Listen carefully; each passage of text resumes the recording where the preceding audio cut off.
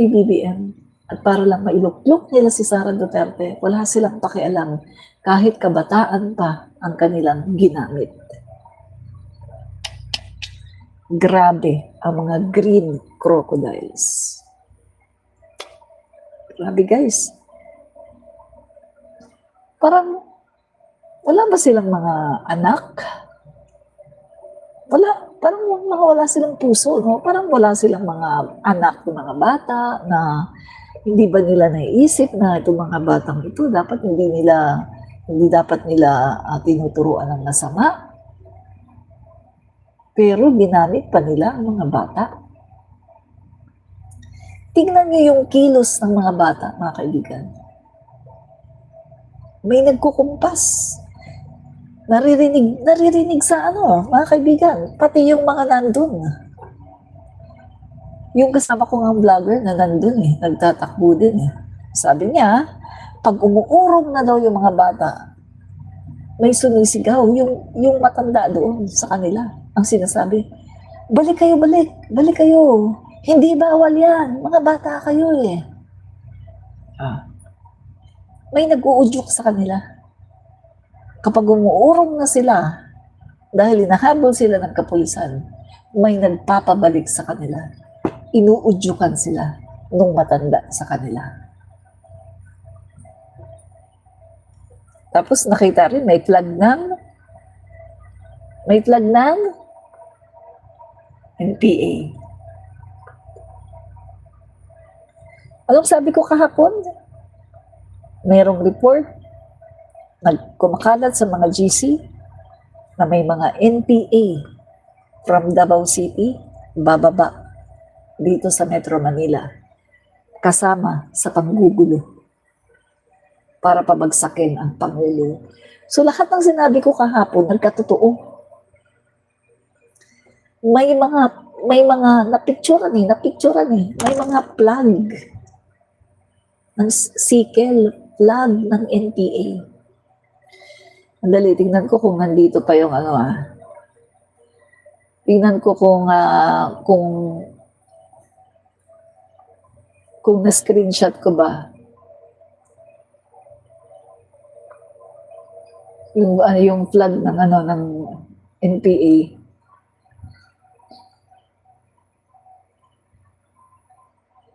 Naku, saglit Dali. Parang hindi ko yata na-screenshot Dali guys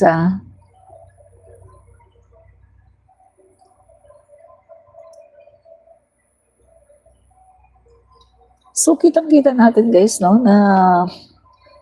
itong mga kabataan na to, hindi sila kikilos ng ganun. Ito pala.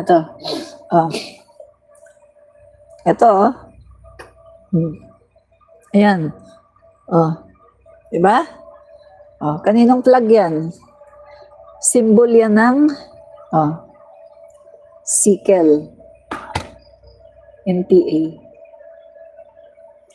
So tama yung mga sinabi ko kahapon. I-recall nyo lahat ng sinabi ko kahapon. Nakapost yan dito sa Facebook ko. Lahat ng mga pinost ko kahapon, lahat ng mga pinagsasabi ko.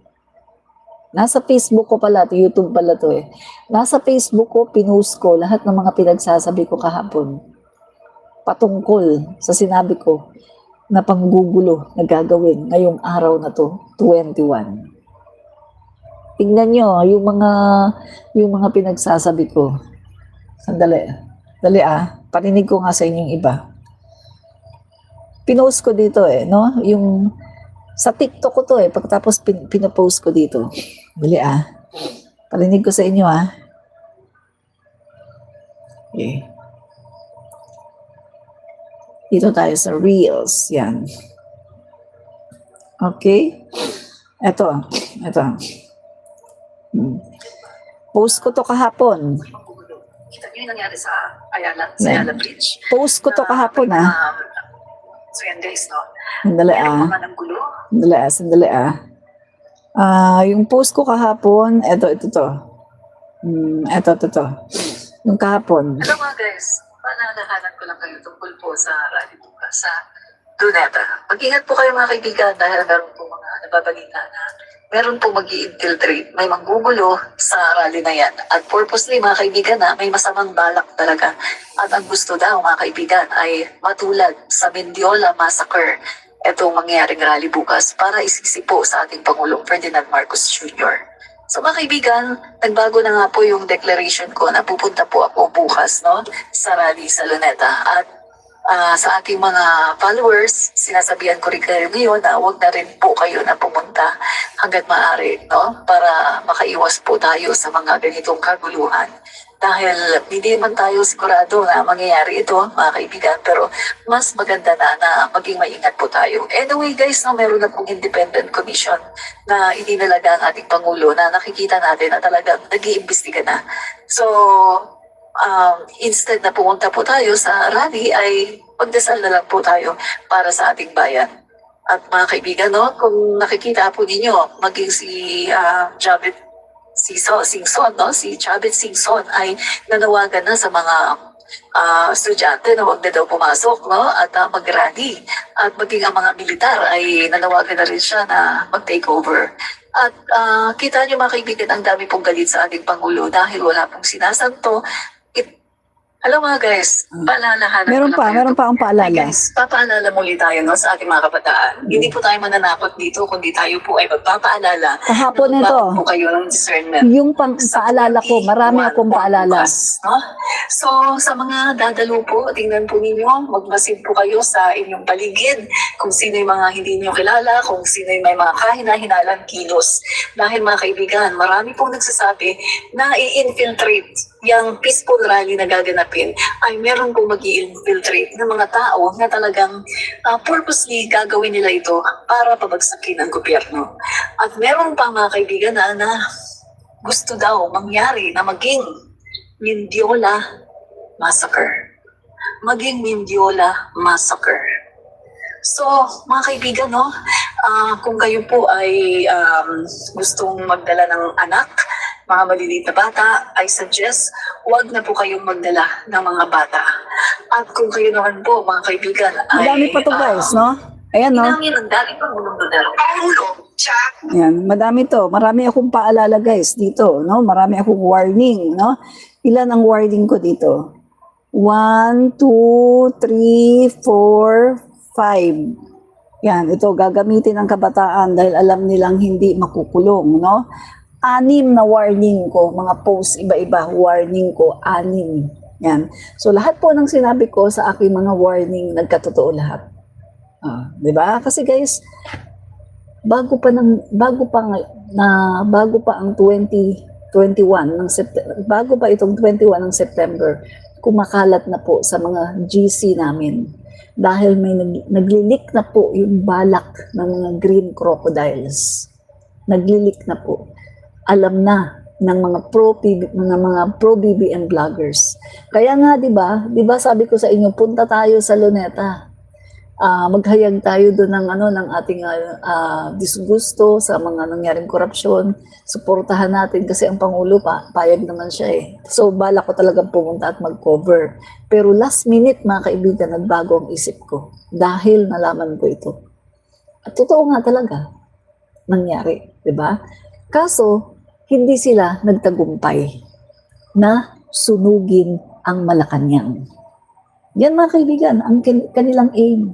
Sunugin ang Malacanang, pababain si PBBM, iluklok si Sara Duterte. Hindi sila nagtagumpay. So kanina, na-pick up din, no? Ni Secretary John Vic Remulla, yung report, mga kaibigan, confirm na ang talagang balak infiltrate, sunugin, pumunta sa Malacanang, no? Makalusot sila sa Mendiola, makapunta sa Malacanang, sunugin ang Malacanang. Guys, hindi naman papabayaan ng Panginoon na mangyari yun eh. Kasi kita mo naman, meron tayong Pangulo ngayon na lumalaban sa korupsyon. Ang Pangulo natin ngayon mga kaibigan, ang naghayag, naging whistleblower, siya mismo ang nagpapaimbestiga sa mga korupsyon na ito. Hindi papayagan ng Panginoon na basta-basta na lang nilang mapababa si PBBM. Dahil si PBBM po ay isang mabuting Pangulo. Diba? Mabuti ang Pangulo natin, guys. At first time ito nangyari na ang Pangulo ng Pilipinas ang naging whistleblower. Kung hindi dahil sa Pangulo natin, malalaman ba natin na may ganito palang nangyaring mga kalakaran sa gobyerno? Hindi natin malalaman, guys, na may ganito palang nangyayaring kalakaran sa gobyerno kung hindi ito pinasabog ng ating Pangulo. Ang Pangulo natin ang nagpasabog nito. Siya ang naging whistleblower. At siya rin ang naging dahilan kung bakit nag-iimbestigan ngayon. Dahil kung hindi ito pinasabog ng Pangulo natin, magtutuloy-tuloy ito, mga kaibigan, hanggang 2028. Ganito lang talaga ang mangyayari. Walang makakaalam na meron parang corruption sa DPWH. Kaya, mga kaibigan, tayo ay pasalamat sa ating Pangulo dahil ang Pangulo natin ang naging whistleblower mismo. Diba? Kaya mga kaibigan, iimbestigahan yan mga kaibigan at mananagot itong mga taong ito, no, na nag-udyok sa mga kabataan to para gawin yung kanilang ginagawang paggugulo. Guys, tingnan mo naman yung mga kilos ng mga kabataan. Naniniwala ba kayo na hindi yun binayaran? Talagang very persistent sila na makapunta sa Malacanang. Hindi nila tinipigilan. Ang sabi nga mga kaibigan, pag napataboy sila ng mga pulis, hahanap lang sila ng konting paraan. Pagkatapos, doon na naman sila, susugod na naman. Matataboy na naman sila ng mga pulis, susugod na naman. Oh. Ano lang ang dahilan bakit sila hindi na talaga nakasugod? Kasi nahuli na sila. Nakahuli na sila mga kaibigan, nahuli sila ng pulis. Madami ang nahuli. Nasa 40 o nasa 100 na. Kalimutan ko yung sinabi ni Mayor Isko, no? Pero ang dami na daw nahuli at maraming minors. So kaya hindi na sila nakatuloy, no, papuntang Mindiola kasi marami na sa kanila ang nahuli. Nung naggabi na, yun, medyo nawala na kasi nakahuli na sila ng pulis. Oh. Pero paano kung hindi nahuli yun? Makakapunta yung mga yun sa Malacanang at magagawa nila yung kanilang gusto na sunugin ang Malacanang. Lalong-lalo na may mga dala sila. May dala sila, ready sila guys. Ready sila. Meron silang dala. Kaya nga, mga kaibigan, pinag-isipan ng gusto, pinlano ng gusto. Kasi, hindi mo naman masasabing, ay, nag-rally lang kami. Nag-rally lang kami dito. Hindi mo pwedeng sabihin yun. Kasi ang dami nilang dalang bomba. At ang dami nilang dalang yung mga dumi daw ng tao na hinaluan ng mga pintura. Yun ang pinagbabato nila sa mga pulis. Ang baho daw eh. Tingnan mo yan Tapos yung mga dala pa silang mga malalaking kahoy. Yung pinapupukpok nila sa mga pulis. Pinagsisipa nila yung mga pulis. Tapos mga bote, pinagbabato nila yung mga pulis. Ang daming basag-basag. Oh. So mga kaibigan, hindi yan gawain ng mga kabataan na hindi binayaran. Binayaran sila, mga kaibigan, para gawin yung mga terroristic act na yan. Nakakaawa dahil mga kabataan pa ang ginamit. Nakakaawa. Mga kaibigan, nakakatulog ba kaya? Nakakatulog pa kaya ang Vice Presidente? Bakit ganito siya kasamang tao? Nakakatulog pa kaya ang Vice President? Napakasamang tao niya, guys. Ang sama-sama niya. talagang tinutotoo lang talaga niya na siya ay presidente ng impyerno. Kabataan, gagamitin para pababain ang Pangulo. Napakasama niya. Grabe mga kaibigan. Masamang tao si Sara Duterte. Si Sara ay masamang tao. Hindi siya dapat maluklok bilang presidente ng Pilipinas dahil siya ay masamang tao. Diba? Hindi siya dapat maluklok sa Pilipinas bilang Pangulo. Masamang tao siya. Diba? So mga kaibigan, no, anong oras na pala, no? So, alauna na pala. So, kailangan ko lang matulog. No, marami pong salamat, no? Marami pong salamat mga kaibigan sa panonood. At nakita ko kanina yung mga viewers natin noon pa. Yan, sina Kamikanico Mix TV. Maraming salamat sa panonood, no? Thank you very, very much sa panonood. At maraming salamat din po, no, sa mga PBBM supporters na nandito. Maraming po salamat, pati sa mga DDS, pati sa mga Pinklawan, no, maraming salamat, no? At saka kay Kamika